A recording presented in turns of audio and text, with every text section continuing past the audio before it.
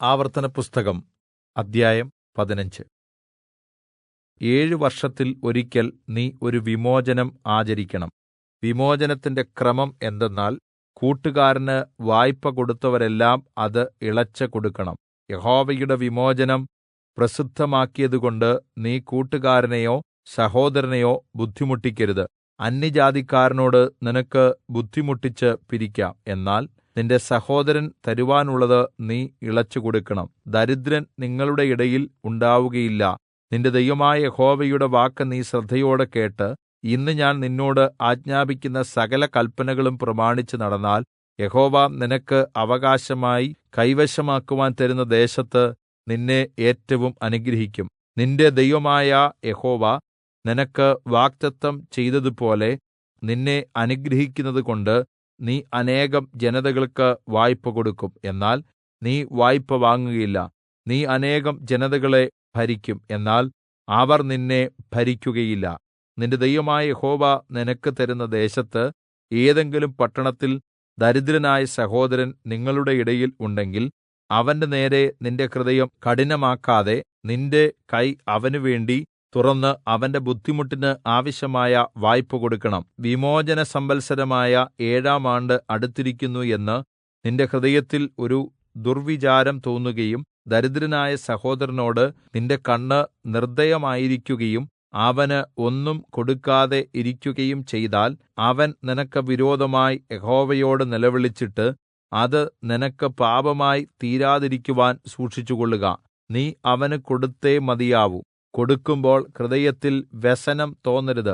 നിന്റെ ദൈവമായ യഹോവ നിന്റെ സകല പ്രവൃത്തികളിലും പ്രയത്നങ്ങളിലും അതുനിമിത്തം നിന്നെ അനുഗ്രഹിക്കും. ദരിദ്രൻ ദേശത്ത് അറ്റുപോവുകയില്ല. അതുകൊണ്ട് നിന്റെ ദേശത്ത് അഗതിയും ദരിദ്രനുമായ നിന്റെ സഹോദരന് നിന്റെ കൈ മനസ്സോടെ തുറന്നുകൊടുക്കണമെന്ന് ഞാൻ നിന്നോട് ആജ്ഞാപിക്കുന്നു.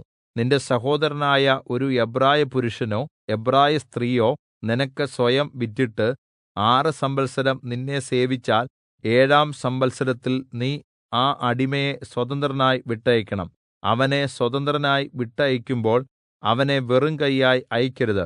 നിന്റെ ആട്ടിൻകൂട്ടത്തിൽ നിന്നും കളത്തിൽ നിന്നും മുന്തിരിച്ചക്കിൽ നിന്നും അവന് ഔദാര്യമായി ദാനം ചെയ്യണം. നിന്റെ ദൈവമായ യഹോവ നിന്നെ അനുഗ്രഹിച്ചതുപോലെ നീ അവന് കൊടുക്കണം. നീ ഈജിപ്റ്റ് ദേശത്ത് അടിമയായിരുന്നു എന്നും നിന്റെ ദൈവമായ യഹോവ നിന്നെ വീണ്ടെടുത്തു എന്നും ഓർക്കണം. അതുകൊണ്ട് ഞാൻ ഇന്ന് ഈ കാര്യം നിന്നോട് ആജ്ഞാപിക്കുന്നു.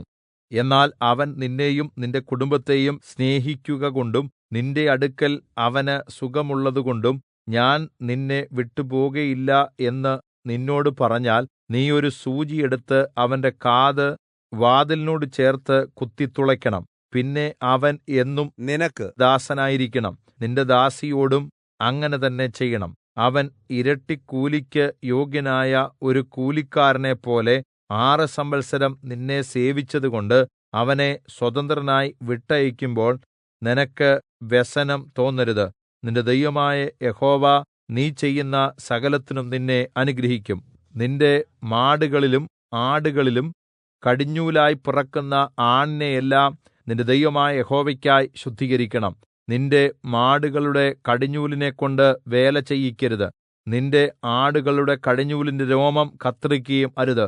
യഹോവ തിരഞ്ഞെടുക്കുന്ന സ്ഥലത്ത് നീയും നിന്റെ കുടുംബവും നിന്റെ ദൈവമായ യഹോവയുടെ സന്നിധിയിൽ വെച്ച് അതിനെ ആണ്ടുതോറും തിന്നണം. എന്നാൽ അതിന് മുടന്തോ അന്ധതയോ ഇങ്ങനെ വല്ല ഊനവും ഉണ്ടായിരുന്നാൽ നിന്റെ ദൈവമായ യഹോവയ്ക്ക് അതിനെ യാഗം കഴിക്കരുത്. നിന്റെ പട്ടണങ്ങളിൽ വെച്ച് അത് തിന്നാം. പുള്ളിമാനിനെയും കലമാനിനെയും പോലെ അശുദ്ധനും ശുദ്ധനും ഒരുപോലെ തിന്നാം. അതിന്റെ രക്തം മാത്രം ഭക്ഷിക്കരുത്. അത് വെള്ളം പോലെ നിലത്ത് ഒഴിച്ചു കളയണം.